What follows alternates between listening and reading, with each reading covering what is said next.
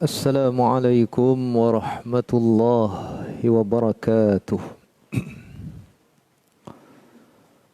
Hamdan lillah, salatan wa salaman ala Rasulillah wa ala alihi wa ashabihi ajma'in. Rabbana iftah bainana wa baina qaumina bil haqqi wa anta khairul fatihin. Rabbi shrah li sadri wa yassir li amri wahlul 'uqdatam min lisani yafqahu qawli. Wala hawla wala quwwata illa billah al-'aliyyil 'azim. Amma ba'd. Sidang muslimin dan muslimat, mukminin dan mukminat rahimakumullah. Kita panjatkan rasa syukur kepada Allah Subhanahu wa taala. Pada malam ini dapat kita meneruskan kuliah tafsir. Sepatutnya menggunakan kitab Al-Lu'lu' wal Marjan fi tafsir surah Ali Imran. Dan malam ni kita masuk ayat yang kelima. Sementara kitab kita nak siap, bolehlah muslimin muslimat tengok mushaf dahulu ya. Ayat kelima surah Ali Imran. Firmanullah subhanahu wa ta'ala, Inna Allah la yakhfa alaihi shay'un fil ardi wa la fis sama'. Sadaqallahul azim. Seperti biasa, sebelum kita pergi kepada huraian, tafsiran, pengajaran daripada ayat 5 ini, kita renung dahulu sedikit sebanyak hukum hakam bacaan Al-Quranul Karim supaya kita sentiasa diperingatkan apabila kita nak baca Quran mesti membaca dengan disiplin ilmunya yang disebut dengan ilmu tajwid, ilmu qiraat atau ilmu-ilmu yang lain. Baik, yang pertama pada malam ini, cuba perhatikan pada perkataan yakhfa. Yakhfa. Mari kita perbetulkan sedikit sebutan huruf kha. Makhrajnya mungkin ramai yang tak tersilap.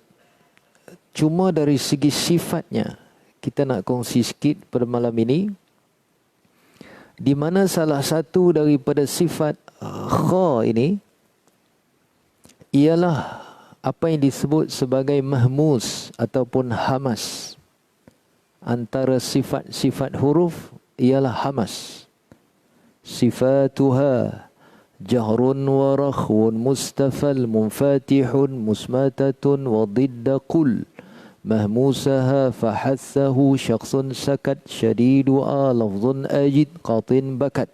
Kata Matan Jazari. Jadi huruf hamas ini maksudnya apabila kita menuturkannya, nafas akan dilepaskan. Nafas akan dilepaskan. Tak boleh tertahan. Kalau tertahan dia jadi jahar. Dia jadi jahar. Lawan kepada hamas. Oleh demikian, bila kita sebut huruf kha ini, kita, kata guru kami, ambil tangan ni letak kat depan mulut kita, kita mesti terasa angin kat sini, kat tangan kita. Baru betul. Inna Allah la rasa kan? Balik boleh test lah. Zaman PKPB ni, hari Rabu ni boleh test lah di rumah. Sambil-sambil kan. Jadi lepaskan nafas. Innallaha la yakhfa alaihi syai'un fil ard. Kalau kita tak lepaskan, silap-silap dia menjadi ha. Macam kawan-kawan kita di beberapa buah negeri selatan, dia jadi ha. Ataupun tak tepat. Innallaha la kadang kalau kita tak tepat satu makhrajnya, kena hati-hati. Dia boleh akan jadi tidak tepat sebutannya. Innallaha la yakhfa alaihi syai'un fil ard. Itu huruf kha. Baik. Satu. Yang kedua, perhatikan pada perkataan sama, hujung tu. Di situ nama hukumnya ialah mad wajib muttasil. Mad wajib muttasil. Wa yathbut waqfan wa waslan. Ni mad wajib. Mad wajib ini dia sabit secara waqaf dan secara wasal. Jangan tertukar sehingga kita pergi sebut mad wajib ini kalau ketika waqaf dia jadi mad arid. Itu galat. Itu tak, kurang tepat.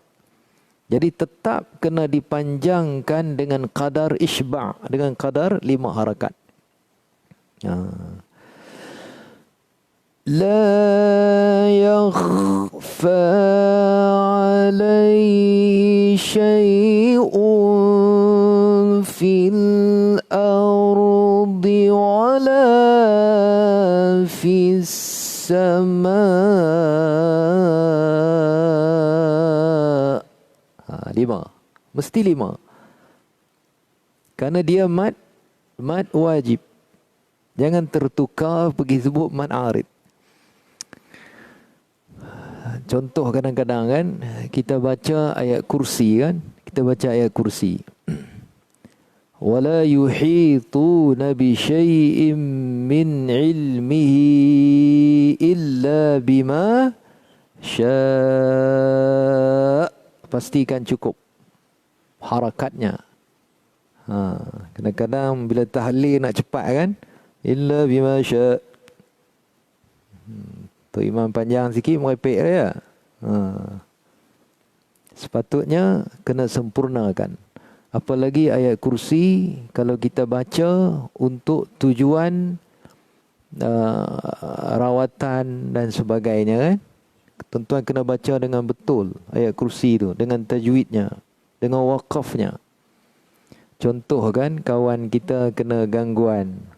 Biasanya orang baca apa? Ayat kursi lah. Ayat kursi. Ayat kursi kalau tak ingat kena sunat sekali lagi lah. Orang Melayu, orang Islam kita ni ayat kursi pun tak ingat. Tuan-tuan nak dapat menantu so dia baca ayat kursi sekali. Baca dengan betul kan. Panjang harakatnya, barulah mukjizat jiwa yang ada pada ayat Quran itu. Pada pandangan saya dalam bab Quran, bacaan ayat-ayat Quran ini dari sudut rawatan memberi kesan kepada pesakit ataupun orang yang kita rawat itu, bagi saya ini ialah al-i'jazun nafsi, kemukjizatan jiwa. Jadi kena baca dengan betul, tepat, baru berkesan, bernilai tu, mukjizat jiwa yang pergi kepada pasien tu. Antara yang menyempurnakan bacaan kita ialah panjang, pendek, dengung dan sebagainya.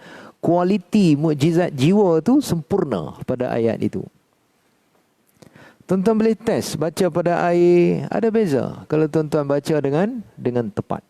Itulah namanya al-i'jazu an-nafsi. Baik.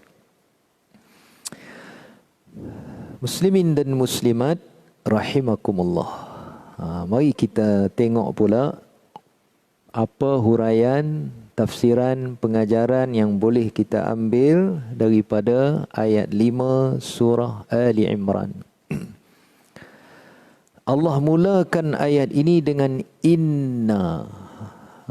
Inna ini kita sebut dalam ilmu al-ma'ani sebagai harfu taukid. Harf taukid. Partikel pengukuh. Partikel peneguh kata. Harf taukid. Macam kita orang Melayu bukan, bila bercakap kadang-kadang kita nak sungguhkan kata-kata kita tu, kita sebut satu dua perkataan. Ya. Kalau orang tempat saya di Gerik, kadang-kadang bila dia kata semalam aku pergi ke Pekan Gerik, kawan dia tak percaya. Dia akan kata apa lepas tu? Dia akan kata tobat pun. Tak pasal-pasal tobat kan. Orang Kuala apa sebutnya kalau orang tak percaya kita cakap tu? Ya? Contoh tuan-tuan kata semalam saya ke Karai, kawan kita tak percaya. Ataupun kawan kita tak berapa yakin. Apa kita jawab lepas tu?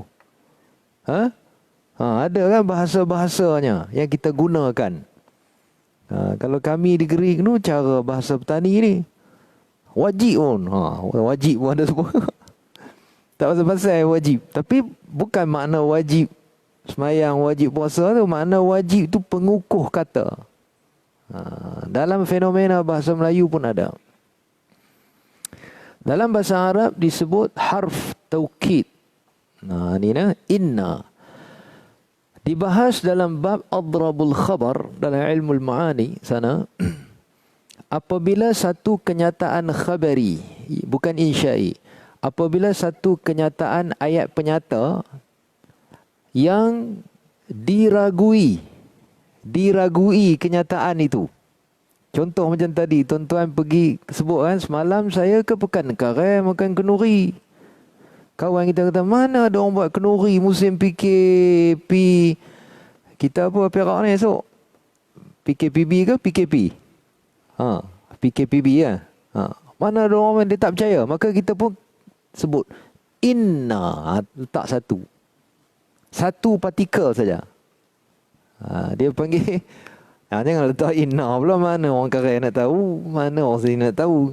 Letak satu nak cerita. Kalau dalam bahasa Arab kita kata ams ana dhahabtu ila qarya Karai, kita kata. Kawan kita kata, betul kamu pergi? Kita pun innani, tambah sesungguhnya aku.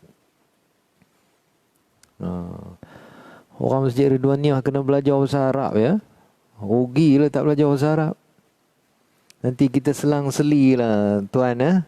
Ambil, saya ada buat satu modul cara mudah belajar bahasa Arab. Dan lepas maghrib ni pun boleh belajar. Rugilah. Orang Melayu paling banyak menghafal vocabulary dalam bahasa Arab. Paling banyak. Percaya tak? Tak percaya pun tolonglah percaya. Surah Fatihah. Makcik hafal lah surah Fatihah. Kan? Kalau tak hafal, Allahu Akbar. Berapa banyak vocabulary tu bahasa Arab. Kunut hafal tak? Kunut. Kan? Tak kira lah kunut panjang ke pendek ke. Semua hafal. Berapa banyak vocabulary dah kat situ. Tapi kita tak boleh memahami bahasa Arab. Arab pun pelik. Apa sudah jadi sama ente? Punya banyak hafal bahasa aku tapi tak boleh nak bercakap. Tak boleh nak memahami bahasa itu. Sepatutnya mudah. InsyaAllah. Mudah-mudahan. Kalau tuan-tuan pergi ke Mekah kan. Tuan-tuan pergi ke Mekah. Sekarang tak boleh lah ya. Tengok orang Bangla di sana. Orang Burma ke, orang daripada negara-negara Russia sana. Mereka duduk kat Mekah. 5 bulan duduk ya. Dah boleh cakap dah. Tak ada masalah.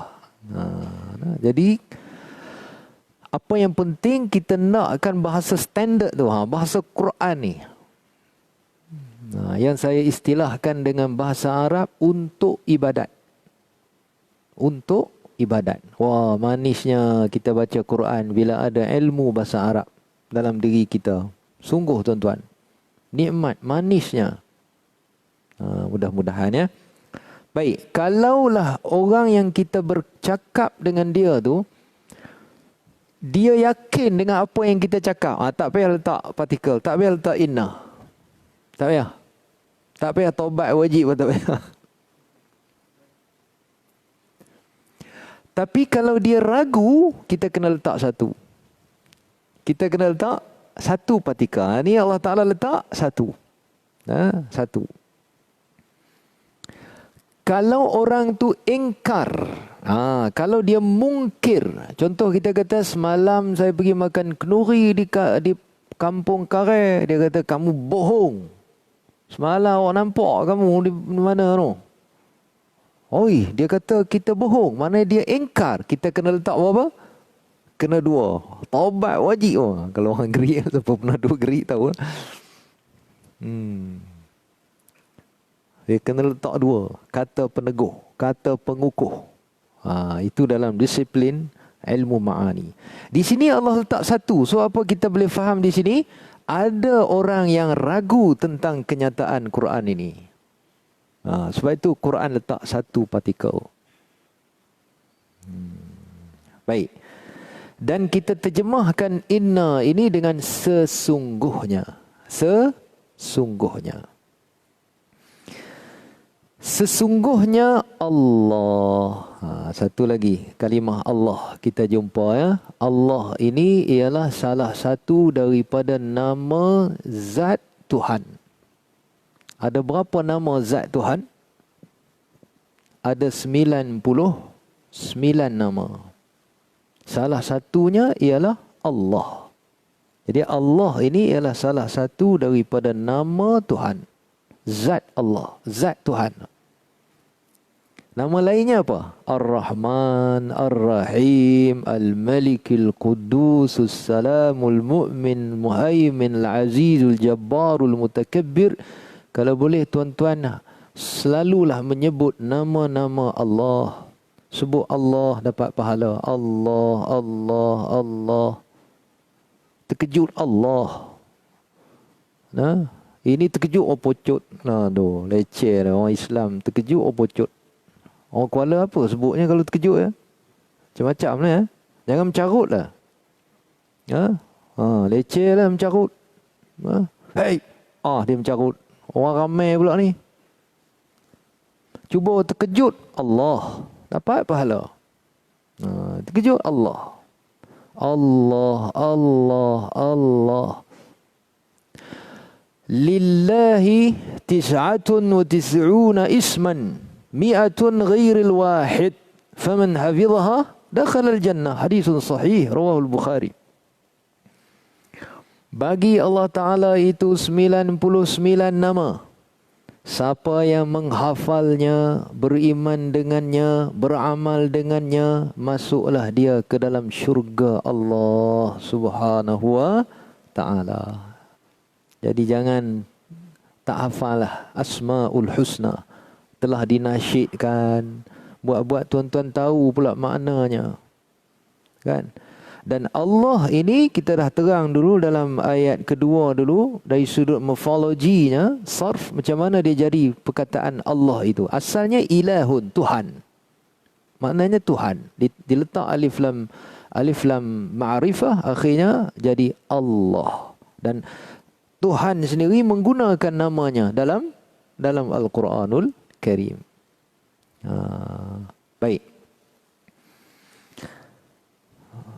Sesungguhnya Allah Subhanahu wa Ta'ala tidak.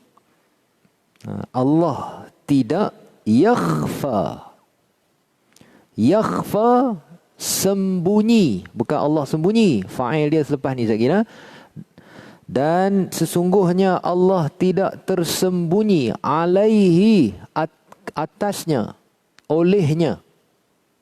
Allah Ta'ala tidak sembunyi daripadanya apa dia? Syai'un, sesuatu apa jua. Faham sebaliknya, Allah Ta'ala maha mengetahui. Wa kana Allahu bikulli syai'in alima. Banyak ayat-ayat Allah Ta'ala sebut wallahu alimun hakim. Banyak ayat Quran Allah Ta'ala sebut dia maha mengetahui. Innahu alimun bidzatis sudur. Allah maha mengetahui segala apa yang berjiwa, yang punya hati. Allah Ta'ala maha mengetahui. Boleh juga kita kata ini sifat ma'nawiyah bagi sifat maha mengetahui Allah Subhanahu wa Ta'ala. Sebab tu bila Allah Ta'ala sebut apa jua dalam Quran ini, tuan-tuan jangan ragu. Sebab siapa yang mencipta alam ini? Dari sudut af'alnya, siapa yang mencipta alam ini? Allah. Siapa yang mencipta kita? Allah. Siapa yang mencipta langit dan bumi? Allah Subhanahu wa Ta'ala. Disebut rububiyah. Dia yang buat. Tentu dia mengetahui. Cuma kita Allah Ta'ala suruh disiplin kita bila berinteraksi dengan Al-Quran mesti guna kebijaksanaan akal kita. Wa ma yaqiluha illa al-alimun. Mesti guna akal. Fikir. Tuan-tuan tengok Allah cerita tentang lebah. Kan? Bukan lebah. Labah-labah. Ada tak dalam Quran surah labah-labah? Ada. Ankabut. Ada satu surah dalam juzuk 21 tu. Surah Al-Ankabut. Surah tentang labah-labah. Nama surah tu labah-labah. Kata para ulama, kata mufassir, kalaulah Allah namakan surah tu dengan binatang tu, adalah Allah suruh kita tengok binatang tu. Nahl, lebah, namal, tengok namal, semut. Dan Allah cerita tentang semut dalam kisah Nabi Sulaiman kan.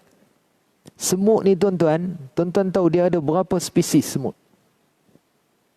Tanya zoologis, tanya orang dalam bidang binatang ni kan. Tak silap saya ada hampir 2,000 spesies semut. Di Kuala ni agak berapa spesies semut? Semut hitam yang besar sikit, yang kecil, yang tonggek, yang apa. Semut gatal, lagi apa semua? Macam-macam semut. Dan Allah sebut rupanya semut ini setiap spesiesnya ada bahasanya sendiri. Maka pengkaji bila tengok ayat dalam surah kisah Nabi Sulaiman tu, zoologis buat kajian, ahli-ahli kaji binatang ni buat kajian. Memang pun direkod suara semut, bunyi semut tu, dan dibuat kajian lah. Memang mereka dapat buktikan bahawa setiap semut tu ada bahasa mereka sendiri, dan setiap spesies tu ada bahasa dia sendiri. Dan Allah sebut tentang, Allah suruh tengok unta. Afala yanzuruna ilal ibili kaifa khuliqat. Allah suruh kita tengok unta. Pergi Zoo Taiping sampai kat unta tu tengok lama-lama sikit. Allah suruh kita kaji. Dan saya tengok banyak satu rahsia yang ada pada unta. Allah sebut tentang Ankabut. Tuan-tuan tengok walaupun ayat itu ada beberapa pihak cuba nak menyanggah kenyataan Quran. Masalul ladzina ittakhadhu min dunillahi awliya Kamathalil ankabut ittakhadhat baita Inna awhanal buyuti labaitul ankabut Law kanu ya'lamun. Tuan-tuan boleh tengok lagi. Ankabut 41, ayat 41. Allah umpamakan orang-orang yang mengambil pelindung mereka selain daripada Allah seperti labah-labah yang membuat sarangnya, membuat rumahnya.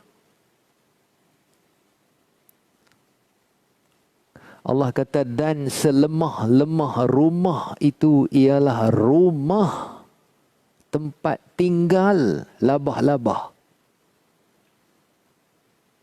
Inna awhanal buyuti labaitul ankabut.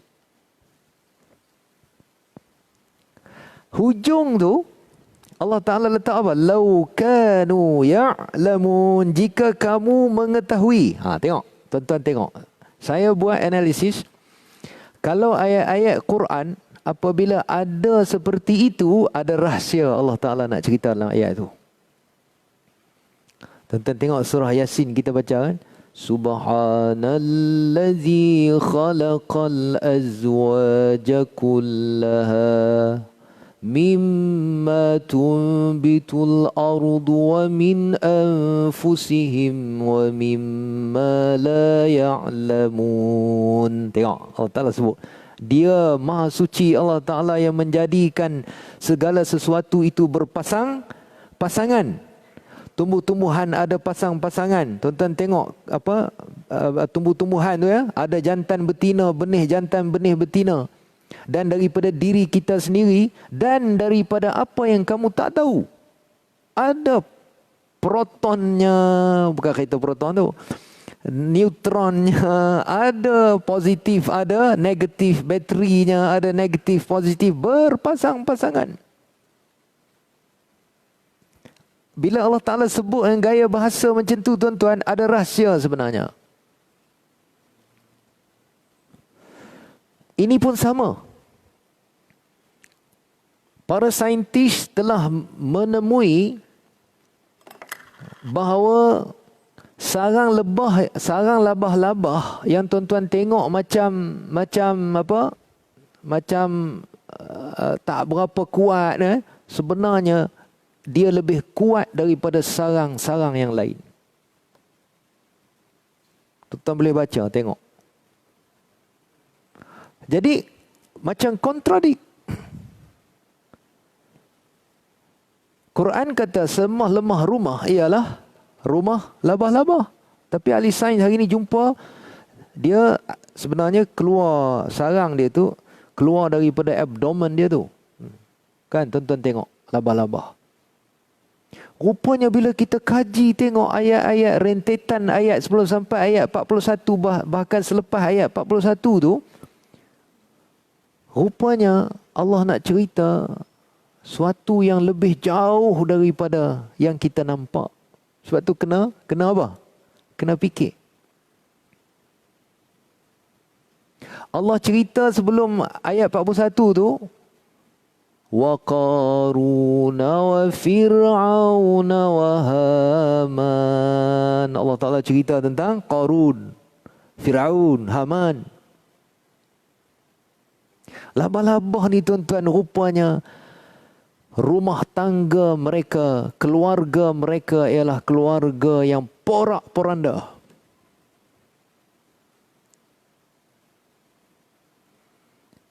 Labah-labah tuan-tuan tengok kat sarang dia. Ada berapa ekor selalu? Selalunya ada berapa ekor? Seekor kan? Dan Allah Ta'ala sebut dalam ayat itu, ittakhadhat. Ni satu lagi bahasa Arab. Tak disebut dengan ittakhadha. Maskulin, muzakkar. Disebut dengan ittakhadhat, feminin, muannas. Rupanya labah-labah ini yang membuat sarang itu yang jantan ke yang betina? Yang betina.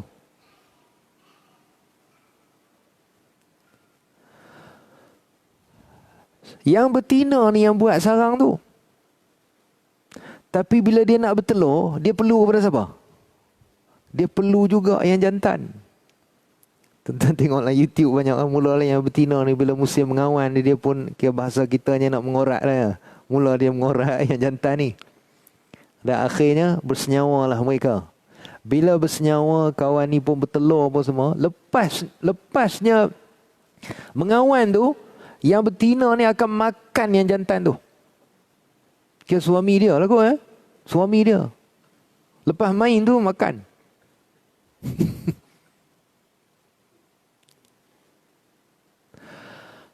Bila dah beranak telur apa semua,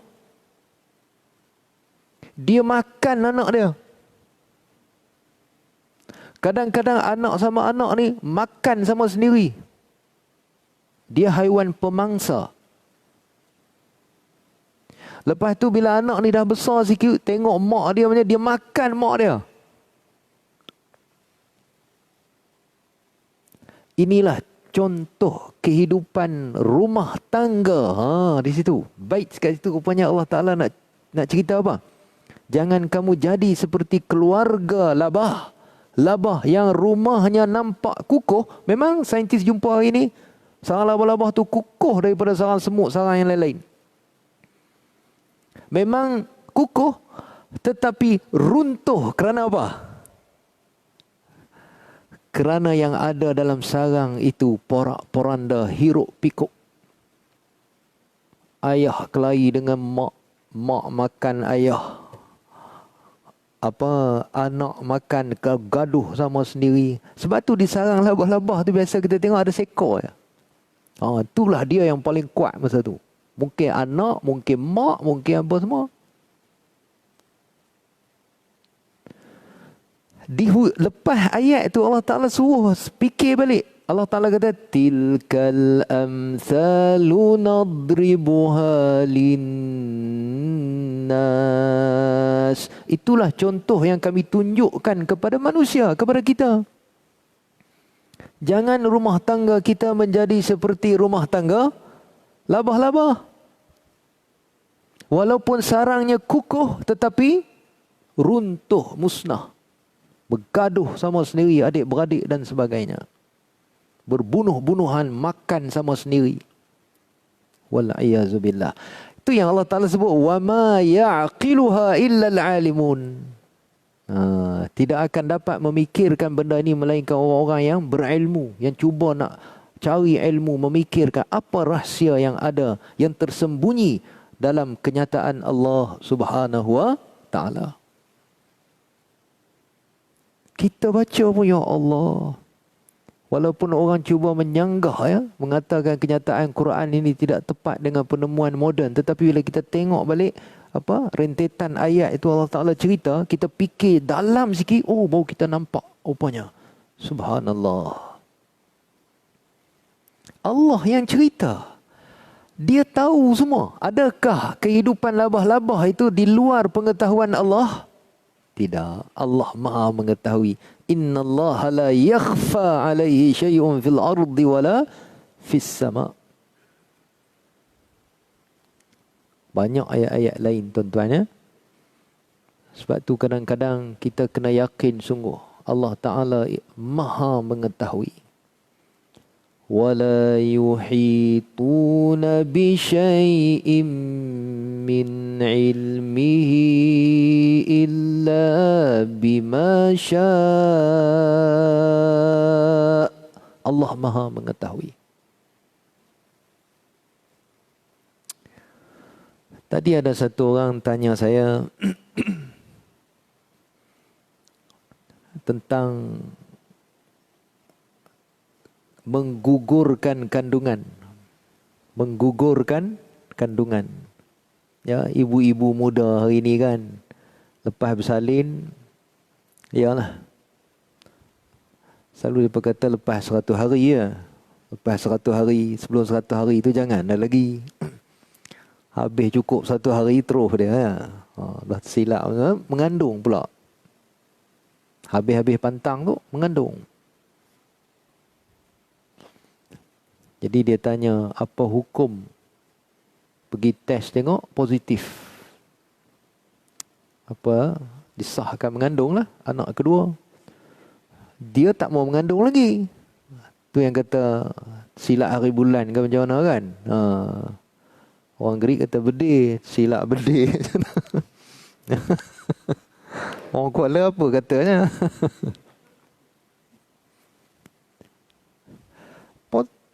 Positif juga. Jadi dia tanyalah tadi, apa hukum nak gugurkan kandungan? Ya, kalau kandungan itu sebelum 4 bulan qamari, dia dalam syariat ni, dalam hukum syarak ni, kita iktibar ikut tahun qamari. Muharram Safar ni. Kalau sebelum 4 bulan qamari, janin itu, selepas dia disenyawakan,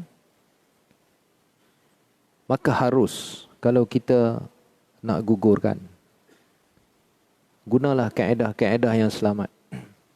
Tetapi apabila selepas 4 bulan, haram kita menggugurkannya. Kerana hadis Abdullah bin Mas'ud yang sahih, ma rawahul Bukhari wa Muslim, selepas 4 bulan, fayanfukhu fihi ruh, Allah telah tiupkan ruh, maka tak boleh digugurkan.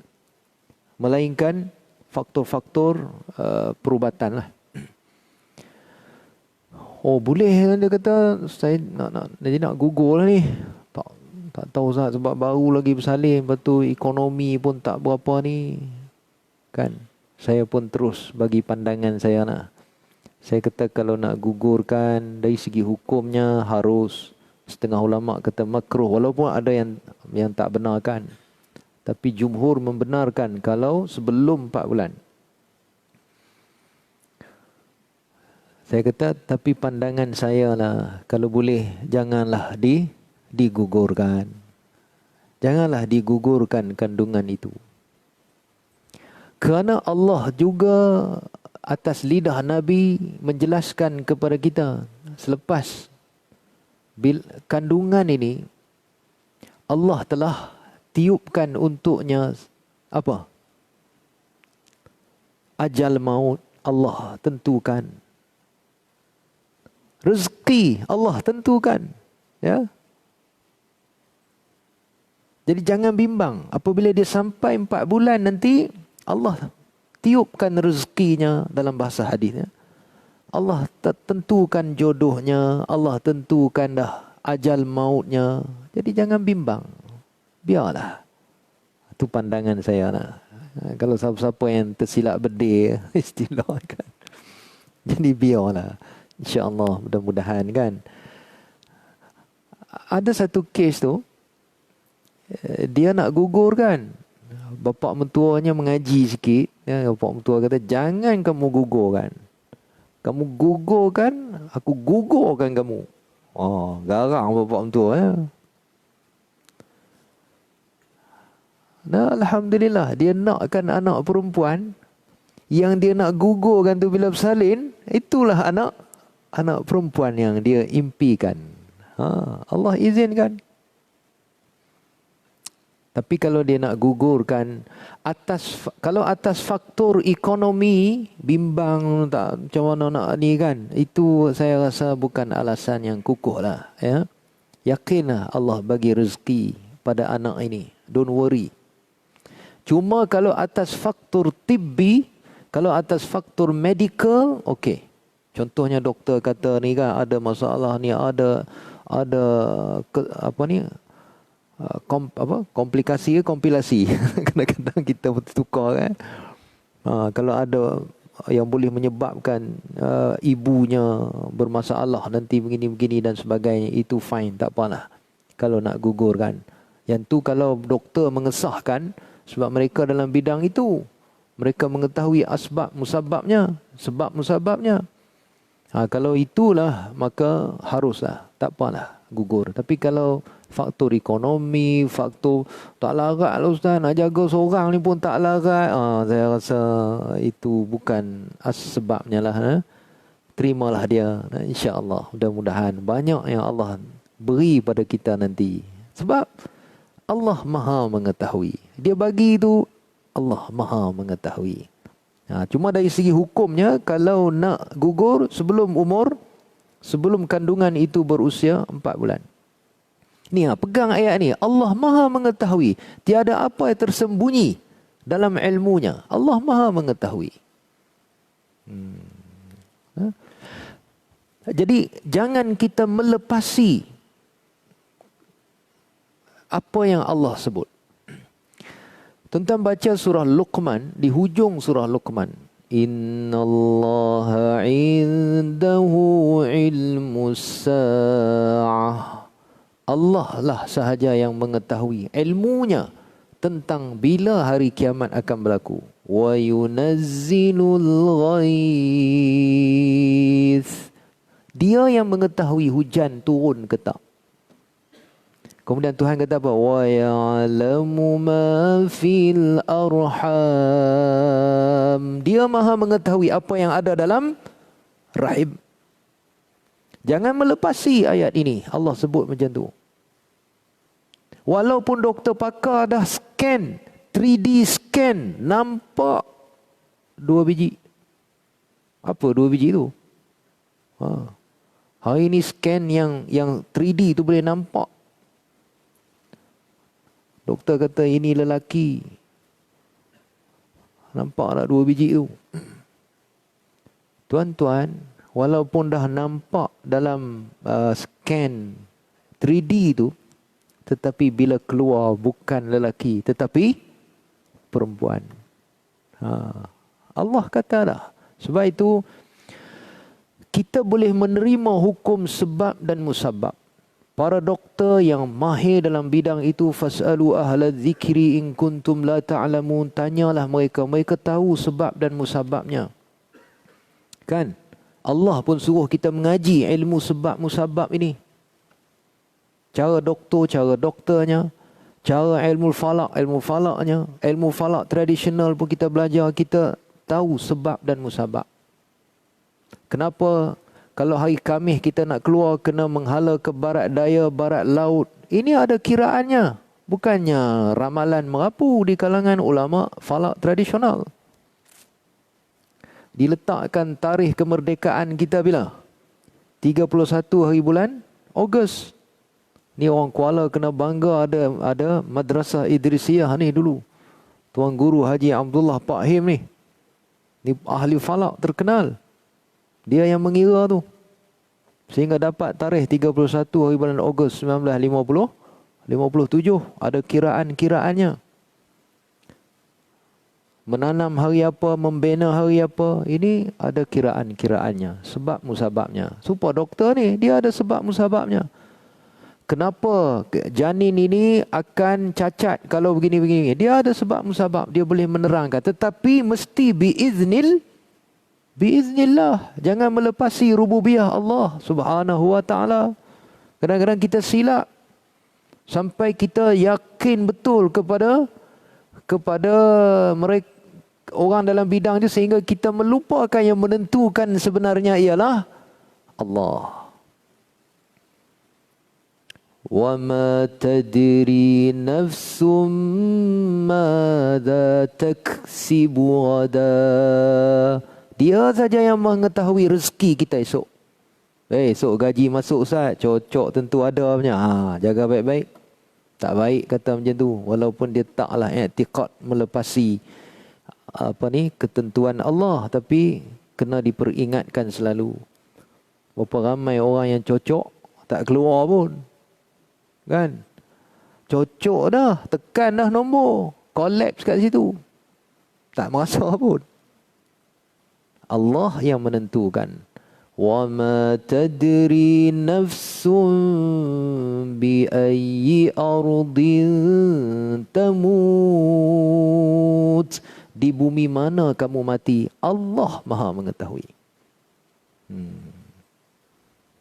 Sebab tu jangan risau mati di mana kan. Mati di situ, simpan di situ. Tak apa. Kecualilah ada sebab-sebab yang lain. Baik, fahamlah kita berdasarkan ayat ini. Allah Maha mengetahui. Jadi jangan kita bimbang. Jangan kita la tahzan. Allah, innallaha ma'ana. Allah bersama dengan kita. Jangan bimbang. Allah Maha mengetahui. Jangan kita silap faham bila macam ni kita, setan ni kadang-kadang macam-macam pula. Dia buat mari lintasan-lintasan yang meragukan. Wa imma yanzaghannaka minasyaitani nazghun fasta'iz billah. Kadang-kadang dia buat mari lintasan-lintasan yang meragukan kita. Oh, kamu dengar ustaz tu ceramah Allah Maha mengetahui. Kamu tahu dah, Allah dah tahu dah kamu ni masuk syurga ke neraka. Allah dah tahu. Cuba kamu fikir tengok. Kalau kamu tu Allah dah tentukan kamu masuk neraka, letih ke kamu mengaji tadi? Letih ke kamu semayang? Oi, setengah orang terfikir benda tu. Kalau yang tak mengaji. Betul juga. Letih aku semayang. Kalau Tuhan dah tetap di sana aku masuk neraka. Kalau tak mengaji ilmu akidah, letih kita. Kalau kita mengaji, kita tanya balik iblis tu. Kamu tahu ke apa yang Allah tetapkan untuk aku? Iblis tahu tak tuan-tuan? Tak tahu. Peristiwa akan datang, nobody know. Iblis tak tahu. Dia memang nak tahu peristiwa akan datang. Walaqad ja'altum fis Dia memang nak curi. Illa man istaraqa as-sam'a fa'atba'ahu shihabun mubin. Dia memang nak curi berita akan datang. Iblis tak tahu. Kita jawab balik. Macam mana kamu tahu? Kamu pun tak tahu. Oleh demikian jangan kita fikir tentang kerja Allah dalam bab tu. Fikir apa yang kita tahu. Ni mari mengaji macam ni, jalan syurga ke neraka tuan-tuan? Syurga, buat yang tu. Ni nak fikir kalau Allah Ta'ala dah tentu kamu masuk neraka, letih kamu mengaji. Itu fikir benda yang kita tak tahu. Kalau ada ilmu akidah kemah, manis kita ibadat. Manisnya ibadat kita. Iblis serang kau ni, kita tepih kau ni. Serang kau ni, kita boleh tepih kau ni. Dengan ilmu kita boleh tepis. Baik. Sikit lagi Allah Ta'ala kata tidak ada yang tersembunyi fil ardi, di bumi, wala fis sama. Tuan-tuan, bila kata fil ardi wala fis sama, segala-galanya. Sama ni, langit ni, bukan mana langit ni saja. Kalau langit ni saja, kecil benar lah maksudnya. Tuan-tuan tengok globe bumi tu. Hari ni orang ada satelit kan, boleh ambil gambar bumi daripada angkasa lepas. Tuan-tuan tengok. Kalau langit kita ni ada 7 lapisan. Samawati sab'. Dan ahli astronomi, ahli fizik pun telah buat kajian. Memang ada 7 lapisan. Mesosfera, litosfera, mesosfera, apa semua sfera-sfera tu lah. Memang ada 7 lapisan. Kalau langit itu saja, tak tepat. Kurang jelas kita. Jadi sama ini tafsiran para ulama, apa yang segala yang di luar bumi ini, itulah sama. Semua itu tiada yang tersembunyi daripada pengetahuan Allah Subhanahu wa Ta'ala. Maha kuasa Allah Subhanahu wa Ta'ala. Hari ni kita akhir zaman ni tuan-tuan, subhanallah, kita dapat tengok semua ni. Bila ada teknologi satelit, bila ada teknologi itu, teknologi ini, subhanallah, makin terbukti kenyataan Quran yang secara langsung membuktikan keesaan Allah Subhanahu wa Ta'ala. Rasa nak sambung lagi tapi udah bunyi loceng. Kita sambung lagi lah ke depan nanti insya-Allah. Mudah-mudahan ada kebaikan. Summa qala wallahu a'lam. A'udzubillahi minasyaitonirrajim. Bismillahirrahmanirrahim. Alhamdulillahirabbil alamin wassalatu wassalamu ala Rasulillah وعلى آله وأصحابه أجمعين. اللهم اجعل جمعنا هذا جمعا مرحوما وتفرقنا من بعده تفرقا معصوما. ربنا آتنا في الدنيا حسنة وفي الآخرة حسنة وقنا عذاب النار والحمد لله رب العالمين.